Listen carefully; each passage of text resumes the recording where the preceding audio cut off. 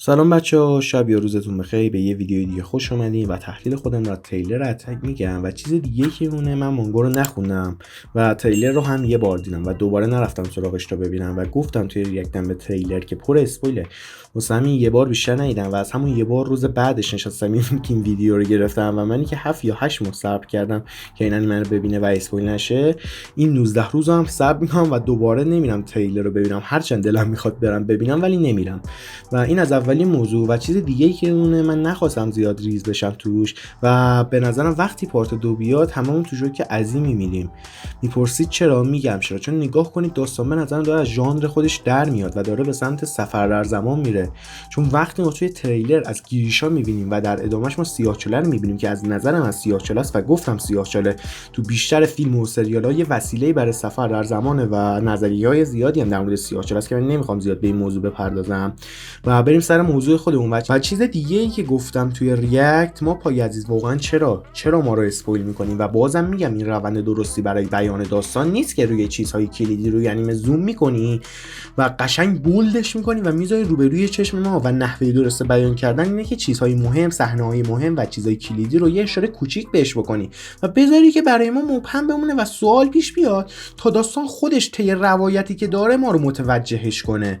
ولی شما بولدش میکنی و میذاری جلوی چشم ما. و یه سوال دیگه هم که تریلر رو داشتم میدیدم برام پیش اومد و تو خود تریلر اسپویل کردن، برای چی کاپون عزیزمون داشت خیانت میکرد و در زندان رو باز کرد؟ شما عزیزان میای سوالو درست میکنین که چطوری ژانو میکاسو و بقیه عزیزان فرار کردن و سکانس بعدی نشون میدی که کی آزادشون کرد. خنده‌دار نیست واقعا؟ ولی در کل از نحوه بیان کردن داستان زیاد راضی نیستم و به نظرم خیلی میتونست بهتر روایت کنم، ولی دیگه نظر من برای ماپا مهم نیست. ولی کلا من خوشم نیامد و میتونستم بهتر روایت کنن داستانو. و چیز دیگه ای که میخوام بگم در مورد داستان، چرا و واقعا چرا زیک داشت بهت زد و نگاه کرد و نظر من اینه که ارن بهش خیانت کرد و ارن فقط از زیک استفاده کرده. همونطور که میدونید زیک فقط یک کلیده و یعنی تایتان مادر یا فاوندینگ تایتان رو ارن داره و ارن میتونه تصمیم بگیره که نسل LDI ها رو خوش کنه یا به قول خودمون عقیم کنه و یا نکنه، که به نظر این احتمال بیشتره که ارن هدف خودش رو داشته باشه چون تفکراتشون کلا با هم فرق داره. زیک میخواد نسل LDI ها رو منقرض کنه ولی ارن با اون شناختی که داریم ازش و توی آخر فصل 3 هم گفت اگه من تمام دشمنای اونور آبا بکشم آزاد میشیم، به نظرم نمیاد که نقشه زیک همسو باشه و میگم فقط میخواد ازش استفاده کنه. و چیز دیگه که میمونه از صحنه‌ای که زیک میگه بیا ارن، این تئوری رو برام بیشتر قوی میکنه که ارن به زیک خیانت کرده و نقشه خودش رو داره اجرا میکنه و در کل این فقط در حد نظریه است و باید تا 19 روز دیگه صبر کنیم تا جوابمون رو پیدا کنیم. و مسئله دیگه، گابی چه نیازی به تو در این انیمه هست؟ بیا رهامون کن. آخه کی به تو اون تفنگو داد؟ و من اینو مطمئنم که به ارن شلیک کردی. آخه به جز ارن به کی شلیک میتونی بکنی؟ و با اون صدای بعدش که اومد یا ارن کشته یا به تایتان صدمه شدیدی زده که به نظرم کشته باشتش. چرا؟ چون تو سکانسی دیدیم که ارن از تایتانش پیاده بود و تو یه سکانس دیگه دیدیم که صفحه قرمز بود که به نظرم به خاطر مرگ ارن بود، ولی امیدوارم که این بخش از نظرم غلط باشه و تو انیمه میفهمیم. و چیز دیگه ای که میمونه، اونجا ارن رفته بود تو اون صحرا که درخت دیدیم، همون درخت زیبا که من بهتون گفتم ممکنه همه تایتانا به هم وصل باشن و این نظر منو قوی کرد، چون بعد از اون صحنه قرمز و اینا ما دیدیم که ارن رفته بود اونجا و اونجا ارن با کی داشت حرف میزد و کیو بازخواست میکرد و در جلوتر تو همون صحرا ما یه پیرمردی رو دیدیم که سرشو زد به ارن و جرقه اومد که به نظرم شاه فریز باید باشه و تو سکانس قبلش هم داشته با شاه فریز تند حرف میزده به خاطر که کاری که کرده و خودشو عقب نشینی کرد و مردمو برد اونجا و خاطراتشون رو پاک کرد. شاید برای این بوده و شاید یه چیز دیگه هم میتونه باشه، با گیمر داشته حرف میزده. نگاه کنین توی سکانسی که داشت سرشو میزد، به نظرم ارن حالت تهاجمی نداشت و یه جورای خوشحال بود. برای همین میگم با شاه فریز حرف نمیزده و داشته با گیمر حرف میزده. ولی در کل باید ببینیم که چی میشه، چون 19 روز دیگه باید صبر کنیم.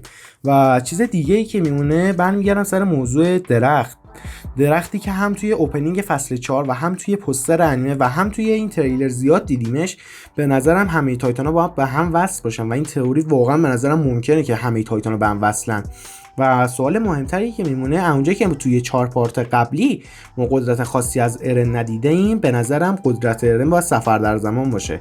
آخه نگاه کنید نسبت به بقیه تایتان شیفترها، تایتان ارن هیچ قدرت مخصوص خودشو نداره و تو 4 فصل قبل فقط به ما نشون دادن که ارن میتونه تبدیل بشه به تایتان، مگر هیچ قدرت خاصی نداره. یعنی مثلا اینی که فقط میتونه به تایتان تبدیل بشه، یعنی چطوری میخواد مثلا با چه میدونم تایتان زره پوش یا بقیه تایتانا مبارزه کنه؟ اصلا نمیشه.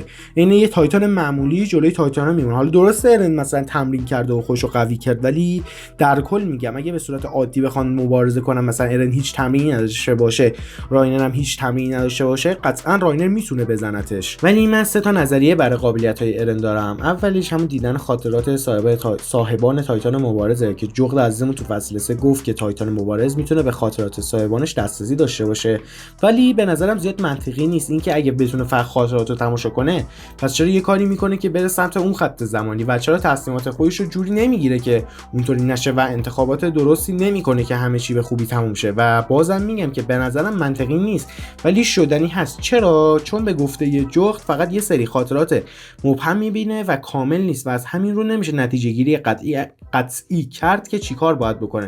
و شاید ارن دیده اینا رو و اونم میخواسته تلاش کنه که اون خط زمانی رخ نده، ولی با تصمیماتش که مثل یه پازل یا دومینو عمل کرد و مثل یه چرخه که فکر میکرد تصمیم درست داره میگیره ولی اون تصمیمات از قبل براش گرفته شده بودن. نمیدونم چطوری بهتر بهتون بگم. خلاصش رو بگم، به نظرم ارن هم میخواسته که با تصمیمات متفاوت از اون اتفاق جلوگیری کنه، ولی نمیدونست اون تصمیمات تماما شبیهش بود و هر کاری میکرد یه قدم به اون اتفاق نزدیکتر میشد. و نظریه دوم که به نظرم منطقی تره و مشاهدش کردیم، به نظرم حالت خشم یا همون ریج مود باشه که کلا یه بار دیدیم.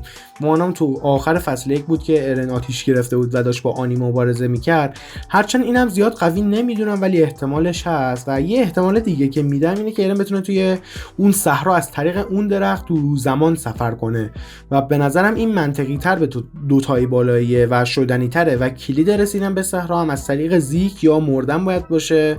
و نظری ندارم